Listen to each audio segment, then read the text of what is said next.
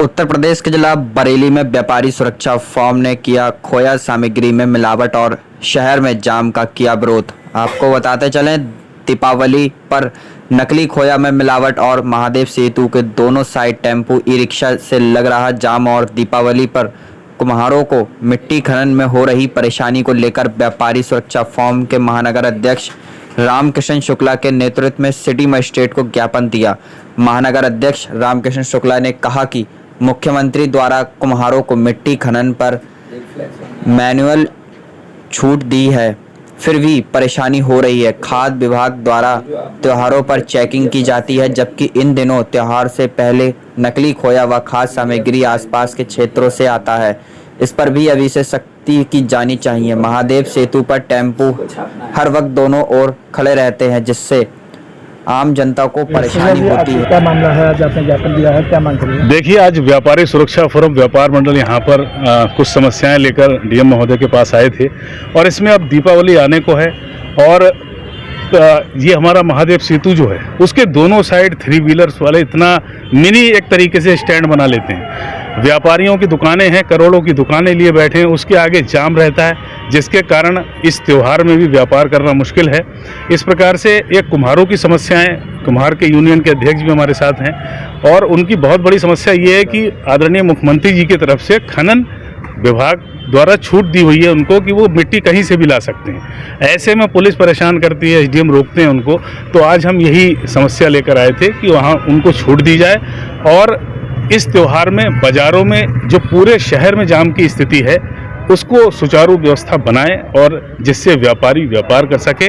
और ख़ासतौर से मिलावट के लिए भी यहाँ पर हमने कहा है कि त्योहारों पर तो ये खाद्य विभाग के लोग जाते हैं वहाँ पर चेकिंग करने, लेकिन इस समय चेकिंग की ज़रूरत है जब रॉ मटेरियल नकली खाद्य सामग्री बाहर से आती है, अन्य क्षेत्रों से आती है, तो इस समय चेकिंग करके उसको रोकने की जिम्मेदारी विभाग की है, क्योंकि त्यौहार पे तो बन जाता है, वो जो बना हुआ माल है वो बनने ही ना पाए, मिलावट हो ही ना पाए। इसके लिए हम आज व्यापार मंडल के तमाम पदाधिकारी यहाँ पर आए हुए और हमें आश्वासन मिला है कि जल्द कार्रवाई करके इसका निदान हो। धन्यवाद। क्या नाम है आपका? जितेंद्र रस्तोगी, प्रदेश उपाध्यक्ष मंडल प्रहरी व्यापारी सिटी मजिस्ट्रेट साहब के सामने ज्ञापन ये दिया है कि बरेली जनपद में बड़ी संख्या में कुम्हार लोग रहते हैं, हस्तशिल्पी, और वर्तमान समय में चूंकि दीपावली का महोत्सव है उसमें दिए और ये जो करवा चौथ आती है उस पर करुओं का निर्माण होता है और उसके लिए उन्हें मिट्टी की आवश्यकता पड़ती है। मिट्टी जब वो उठाने जाते हैं तो नाना प्रकार की उनको समस्याएं होती हैं, क्योंकि मिट्टी खनन विभाग से उस पर रोक लग जाती है तो उसका उनका उत्पीड़न होता है। उनकी जब समस्या हमारे संज्ञान में आई, पुलिस के द्वारा उनके जो मिट्टी वो लाते हैं जिस भी चीज़ पे उस पर रोक टोक होती है, तो उसको लेकर हमारे अध्यक्ष जी के संज्ञान में ये विषय आया, तो हमने इस विषय को गंभीरता समझते हुए आदरणीय सिटी मजिस्ट्रेट महोदय को ये ज्ञापन दिया कि भाई उनकी जो ये त्यौहार के ऊपर जो मिट्टी का उठान है उस पर उनको सुविधा दी जाए। शासन की ये अपेक्षा है कि इस प्रकार के जो हस्तशिल्पी हैं उनको प्रोत्साहन हो, उनका रोजगार बढ़े, इस पर शासन का ध्यान है और उनको हर तरीके की लाभान्वित योजना देती है सरकार। वहीं दूसरी ओर उत्तर प्रदेश के जिला बरेली में बहराइच में मृतक के परिवार को 50 लाख रुपए मुआवजा देने की मांग की। आपको बताते चले, बहराइच में मूर्ति विसर्जन करने के दौरान पत्थरबाजों के हमले में मृतक ब्राह्मण युवक के हथियारों को कठोर सजा व मृतक के परिवार को 50 लाख का मुआवजा व घर के एक सदस्य को सरकारी नौकरी देने की ब्राह्मण सभा ने उठाई मांग।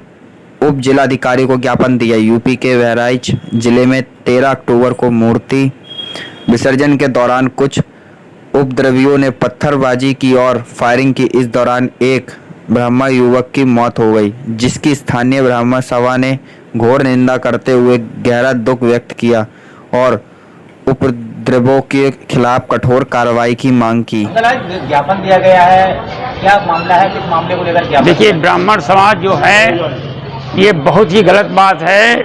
हम लोग इस घटना की घोर निंदा करते हैं। इस तरीके की घटना, हमारा कोई भी कार्यक्रम होता है जहां देखो वहां पत्थरबाजी, हत्या, ये क्या है भाई? हिंदुस्तान में ये क्या हो रहा है? ये तो बहुत गलत बात है। इन लोगों को कठोर से कठोर दंड दिया जाए। ये आतंक एक प्रकार का आतंकवाद ही तो है। एक प्रकार का आतंकवाद है जो हिंदू समाज की कोई घटना को लेकर दिया है ज्ञापन? है। कौन सी घटना को लेकर? बहराइच की घटना जो हुई है अभी 13 तारीख को, उसके उपलक्ष्य में हम लोगों ने ज्ञापन दिया है और इनको कठोर से कठोर दंड दिया जाए और उस परिवार को 50 लाख रुपए मुआवजा के रूप में दिया जाए। आज ज्ञापन दिया गया है, क्या मामला है, किस घटना को लेकर ज्ञापन दिया गया है?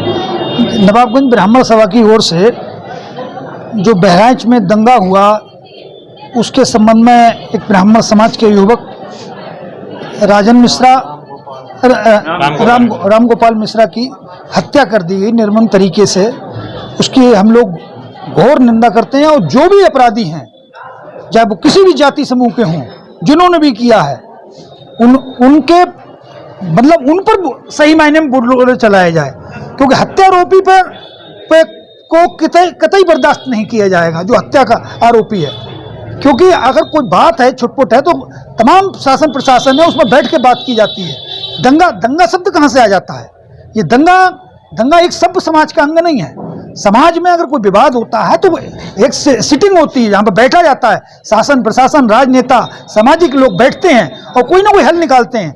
ये दंगाई जो भाषा है ये समाज को अस्थिर करने की भाषा है, समाज में अराजकता पैदा करने की भाषा है। और हम लोग ये मांग करते हैं जिस परिवार का नौजवान बेटा आज मतलब शहीद हुआ है उसे कम से कम 50 लाख का मुआवजा दिया जाए, जिसके उसके परिवार के जो आश्रित लोग हैं उनके लिए भरण पोषण का इंतजाम हो और एक व्यक्ति को नौकरी भी दी जाए। ज्ञापन किसे दिया गया? ज्ञापन आज एसडीएम साहब को दिया गया। क्या आश्वासन मिला? एसडीएम साहब हमारे जो भी है उसको परस्यू करेंगे आगे। उन्होंने कहा हम सब आपके लगे हुए हैं, शासन प्रशासन लगा हुआ है। महाराज जी, आज ब्राह्मण सभा की तरफ से एक ज्ञापन दिया गया है। जी, जी। ज्ञापन में क्या मांगे की गई हैं और क्या उसकी घटनाक्रम है? देखिए भाई, कार्बन टीवी का धन्यवाद यहाँ पहुँचने के लिए।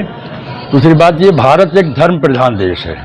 यहाँ मैं समझता हूँ किसी भी धार्मिक मामले में किसी पक्ष को किसी भी समुदाय को बीच नहीं डालना चाहिए, और जो डालते हैं वो धर्म विशेष टिप्पणी नहीं है। ये आतंकी पैदा हर समाज में है, चाहे हिंदू समाज हो, चाहे मुस्लिम समाज हो, ईसाई हो, सब में है। शासन की प्रशासन की जिम्मेदारी ढूंढे, इनको वो सजा दे कि जिससे कल्पना करके ये हार उठें, तब तो कंट्रोल हो सकता है, वरना इस पर कंट्रोल नहीं होगा। ये जरूरी नहीं है समाज विशेष की बुराई नहीं है, आप कहें कि मुस्लिम समुदाय में ये है, हिंदू समुदाय, ऐसा नहीं है। हर जगह है ये असामाजिक तत्व, इनको टटोला जाए, इनको सजा दी जाए। दूसरे बहराइच में जो कांड हुआ अति निंदनीय है, शायद इसकी निंदा करना मैं सक्षम नहीं हूँ कितनी निंदा की जाए कि ऐसी घनघोर घटनाएं नहीं करनी चाहिए। और उस परिवार को पहले तो आर्थिक सहायता दी जाए भरसक, उसके परिवार को किसी व्यक्ति को नौकरी दी जाए। दूसरे इन आतंकियों को जो आतंकी हैं इनको ढूंढ के सीधे कायदा तो ये कहता है फांसी भी लटकाया जाए, तब कुछ न्याय मिल सकता है। धन्यवाद। उत्तर प्रदेश के जिला बरेली में शांति विहार के लोग पी रहे नल का दूषित पानी की पाइपलाइन डलवाने की मांग। आपको बताते चले, थाना सुभाष नगर क्षेत्र के शांति विहार में पाइपलाइन डलवाने के लिए क्षेत्रवासियों में नगर निगम में नगर आयुक्त महापौर को ज्ञापन देकर मांग की। राजकुमार कटिया ने कहा, शांति विहार वार्ड नंबर 12 गली नंबर B5 से 250 घर हैं। सभी के घरों में नल लगा हुआ है, सभी के नलों में दूषित पानी आता है। इस पानी को पीने से लोग बीमार हो रहे हैं। 250 परिवार सभी गरीब लोग हैं, प्राइवेट इलाज कराने के लिए हैं। लोगों पर इतने रुपए नहीं हैं, इसलिए हम मांग करते हैं नगर निगम के पानी की पाइपलाइन डलवा दी जाए, जिससे हम लोगों को साफ पानी मिल सके। मेरा नाम राजकुमार कटिया है। कहाँ के रहने वाले हैं? शांति विहार गली नंबर 5। क्या मामला है जो आप आए? मामला ये है सर, हमारे करीब 200 से 250 परिवार रह रहे हैं जिनके मकान बने हुए हैं। हम लोगों के लिए पानी की प्रॉब्लम है। नल का पानी इतना गंदा है कि वो पानी पीते हैं तो बच्चे और बड़े बीमारियों के शिकार हो चुके हैं काफ़ी तर। मतलब जो है हॉस्पिटल जाना प्राइवेट में हम लोगों को पैसा नहीं इतना जुटा पाते हैं कि मजदूर लेवल के लोग हैं, इतना रुपया नहीं कमा पाते हैं कि हम प्राइवेट में इलाज करा पाएँ उनका। अगर डिस्ट्रिक्ट में लेके जाते हैं तो डिस्ट्रिक्ट में ये होता है, अगर कैंसर है तो कहते हैं कि कैंसर का यहाँ डॉक्टर नहीं है। अगर कहते हैं कि हार्ट की बीमारी है तो वो लोग कहते हैं हार्ट का यहाँ डॉक्टर नहीं है। तो हम लोगों की ये सबसे बड़ी समस्या जो है इस समय पानी की है, जो पूरे शांति विहार गणेश नगर सब में लाइन पड़ चुकी है। केवल हमारी ही एक बस्ती ऐसी है कि जिसमें हमें पानी प्राप्त नहीं हो रहा है। हमारी गली क्या मांग करते हैं? जी क्या मांग करते हैं? नगर निगम से सर पानी की लाइन की। पाइपलाइन करवाना जी पूरी हो गई है। पानी की लाइन की लाइन नहीं है। जी हाँ, मणिनाथ शांति विहार मुख्य मार्ग में तो है लाइन, लेकिन हमारे अंदर जो है 200 घर हैं करीब, उसमें पाइपलाइन नहीं है। पाइपलाइन की मांग करते हैं। इस समय हमने जो है जलकल विभाग के लिए जो है ये है एप्लीकेशन। क्या नाम है? हमारा ज्ञानवती कहाँ रहती है? शांति विहार। क्या समस्या है? भाई पानी की समस्या है, ये पीला पानी पीते हैं बच्चे, बीमार पड़ते हैं। नल में हम लोग नल में आ रहा है, टंकी आ नहीं रही है। नगर निगम शिकायत करने आओ तो वो हाँ कर देते हैं, वो कुछ करते भी नहीं है। क्या मांग कर रहे हैं आप? मांग कर रहे हैं, पानी की मांग कर रहे हैं, टंकी की। टंकी के लिए। हाँ, टंकी नहीं है वहाँ से? टंकी नहीं है हमारे क्षेत्र में। अभी तक कितने बार शिकायत कर चुके हैं? पानी 2-3 बार शिकायत कर चुके हैं, अभी तो पाइपलाइन नहीं करी है। नहीं पड़ी है।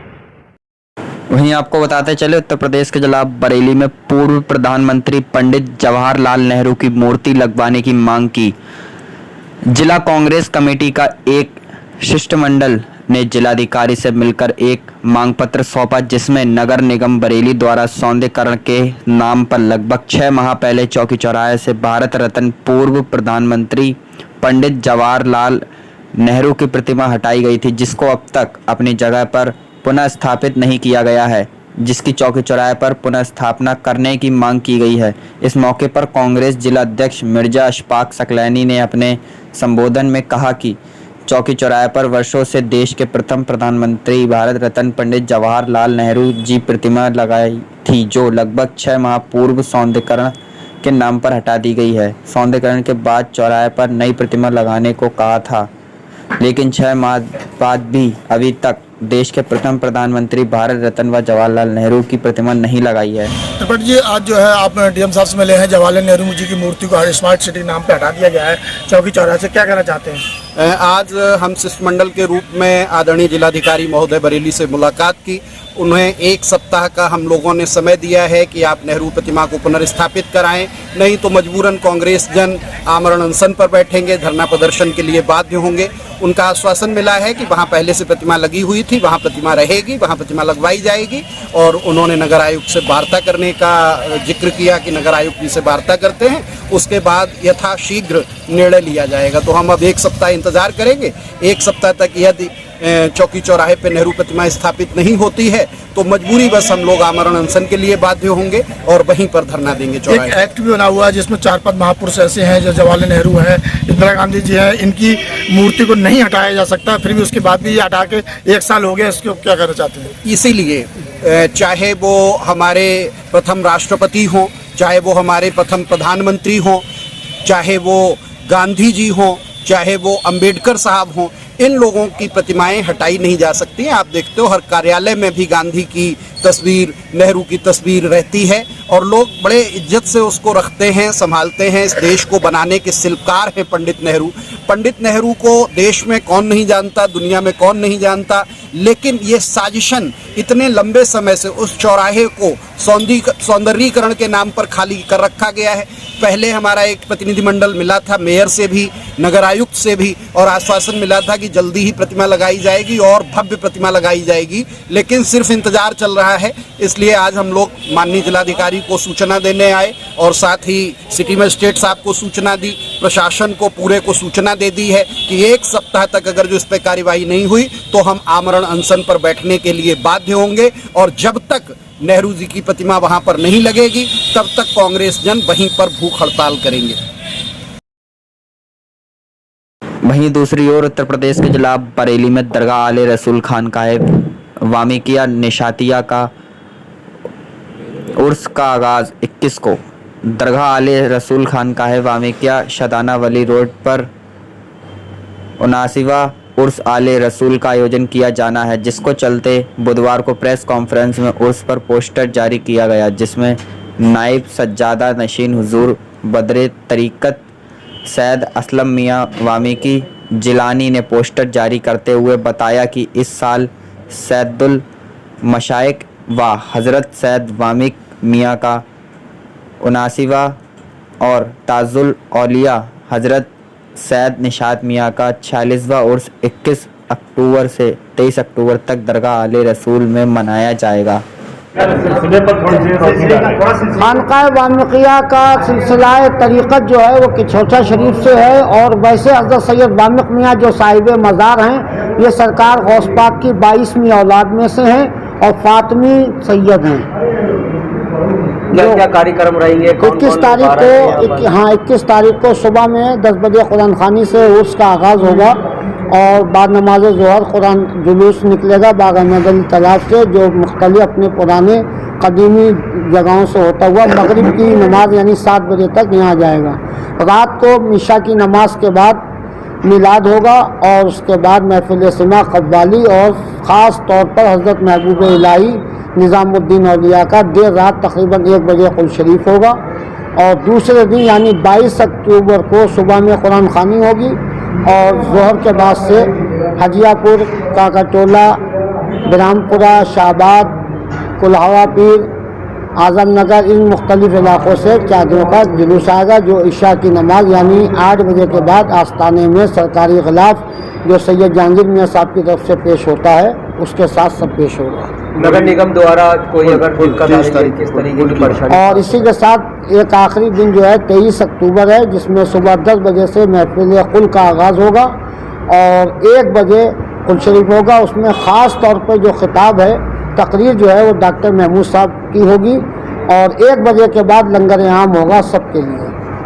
नगर निगम से क्या कुछ अपील लगाते हैं? नगर निगम में हमारे यहाँ जो हर साल एप्लीकेशन जाती है, अगर उस पर अमल हो जाता है तो ठीक है, वरना हम अपने खानका के लिए खुद ही मेहनत कर लेते हैं। अच्छा, मुरीदीन जो यहाँ पर आते हैं वो किस किस जगह से आते हैं? मुरीदीन तो मुख्तलिफ गुजरात, महाराष्ट्र, यूपी, आसपास के ज़िले, कस्बे, गाँवों से आते हैं। जो कव्वाल आएंगे वो कहाँ से आएंगे? वो हिंदुस्तान के मशहूर सरकारी कव्वाल जैसे कलिया शरीफ है, अजमेर शरीफ है, इस तरह से बरेली है, रामपुर है, इस तरह से अपने लगभग कितने कव्वाल आएंगे? अब ये तो अभी हम नहीं बता पाएंगे क्योंकि हमने दावत दी है, आने पर ही बताएंगे। अच्छा, खानकाह के कुछ ऐसे लोग मेहमान में किसी को आपने बुलाया है? मेहमान नहीं, हमने सबको बुलाया है। अपने जो खानकाही लोग हैं, जो सिलसिले के लोग हैं, दावत हमारी तकरीबन हिंदुस्तान भर में पहुंची है और जो आएंगे उनकी खबर हमारे पास आती रहेगी। उनके लिए हमने वामिकिया एजुकेशनल वेलफेयर सोसाइटी के जिम्मेदारों को तमाम जिम्मेदारियाँ दे दी हैं। जो खानकाह का बैनर है उसी से हमारे यहाँ सब काम देखे जाते हैं। वहीं आपको बताते चले उत्तर प्रदेश के जिला बरेली में हजरत मीर वतन के कुल में भारत के भाईचारे के लिए खुसूसी दुआ की। किला फुटादर रवाजा स्थित गौस पाक के झंडे पर उर्स के आखिरी दिन की तकरीबात बाद नवाज़े फ़जर कुरान पाक की आयतों से हुई। अकीदतमंदों ने मन्नतों मुरादों की चादर पोशी गुलपोशी की तकरीरी महफिल में उलेमा ने कहा कि पीराने पीर दस्तगीर गौसे आज़म ने हमेशा दीन दुखियों की मदद की, खेल खेल में मुर्दों को जिंदा कर दिया, मुसलमानों को तालीम और हक़ के रास्ते पर चलने का पैगाम दिया। इसी कड़ी में सपा नेता ENS अहमद खां और समाज सेवी पम्मी खां वारसी शहर इमाम मुफ्ती खुर्शीद आलम कदीर अहमद की दस्तारबंदी करते हुए सम्मानित किया गया। मोहम्मद फराज मियाँ कादरी ने बताया कि हजरत सैयद पीर वतन रहमतुल्लाह अलैह के ख़ानदानी बुज़ुर्ग आज से तकरीबन 316 साल पहले बगदाद शरीफ से बालियों के सरदार गौसे आज़म के रोज़ाए मुबारक से झंडा शरीफ बरेली शरीफ लेकर आए। यहाँ पर गौसे आज़म के झंडे के ऊपर उनका आगाज़ किया गया है और काफ़ी तादाद में लोगों ने शिरकत की है। और मैं तमाम लोगों को यही चाहूँगा कि सभी लोगों को दुआएं कबूल हों और देश और शहर में अमन चैन बनी रहे, इसके लिए मैं दुआ करता हूँ और भाईचारा कायम रहे, क्योंकि गौसे आज़म एक भाईचारे का नाम था। उन्होंने हमेशा भाईचारा कायम करने का काम किया है, मोहब्बत फैलाने का काम किया है, लोगों को फैज़ दिया है। तो मैं चाहूँगा यहाँ से ज़्यादा से ज़्यादा लोग फैज़याब होकर जाएँ। बरेली शरीफ की सरजमी पर उससे गौसे की महफिल यहाँ जो है सजाई गई थी। आज जो है हजरत सैयद मीर वदन साहब के कुल शरीफ की रस्म के साथ उसका समापन हो गया। हम तहे दिल से सबका इस्तकबाल करते हैं और सबका शुक्रिया करते हैं। उत्तर प्रदेश के जिला बरेली में बाबू ब्रिंची लाल ने किया भ्रष्टाचार पर व्यंग्य। आपको बताते चले SRMS रिद्धिमा के चतुर्थ थिएटर फेस्टिवल रंग महोत्सव इंद्रधनुष 2024 के चौथे दिन नई दिल्ली के बेला थिएटर कारवां ने नाटक बाबू ब्रिंची लाल का मंचन किया। डॉक्टर चतुर्भुज लिखित और अमर शाह निर्देशित भ्रष्टाचार पर फोकस यह प्ले अवस्था पर चोट करने के साथ बाबू ब्रिंची लाल के जीवन के उतार चढ़ाव को हास्यपूर्ण तरीके से व्यक्त करता है। नाटक की शुरुआत पति पत्नी की खट्टी मीठी नोक से होती है। मुख्य भूमिका यानी ब्रिंची का किरदार ऋतिक ने तथा उनकी पत्नी का किरदार पल्लवी मिश्रा ने निभाया। वहीं दूसरी ओर उत्तर प्रदेश के जिला बरेली में पुलिस लाइन में तैनात चतुर्थ श्रेणी कर्मचारी महिला की हार्ट अटैक से मौत। थाना कोतवाली क्षेत्र की छोटी पुलिस लाइन निवासी 53 वर्षीय अत्रकली पत्नी स्वर्गीय हरीश शंकर की रात हार्ट अटैक आने से मौत हो गई। मृतक के बेटे रजत कुमार ने बताया उनकी मां अत्रकली पुलिस लाइन में चतुर्थ श्रेणी कर्मचारी पद पर तैनात थी। इससे पहले भी एक बार इनको हार्ट अटैक पड़ चुका है। रात को अचानक हार्ट अटैक आ गया। हालात बिगड़ने पर इनको जिला अस्पताल लेकर पहुंचे डॉक्टर ने मृत घोषित कर दिया। मेरा रजत कुमार। रजत कुमार आपकी कौन थी भैया? मेरी माँ थी। कैसे खत्म हो गई? इनको 2018 में हार्ट अटैक पड़ा था और रात इनको हार्ट अटैक पड़ा था, तो इस वजह से मौत हो गई इनकी। कहाँ जॉब करते थे? ये पुलिस लाइन में। किस पद पर थी ये चतुर्थ से 4th क्लास में। पुरानी पुलिस लाइन में? हाँ। कहाँ रहती थी? पुरानी पुलिस लाइन में रहते थे, ड्यूटी इनकी पुलिस लाइन में थी, बड़ी पुलिस लाइन में।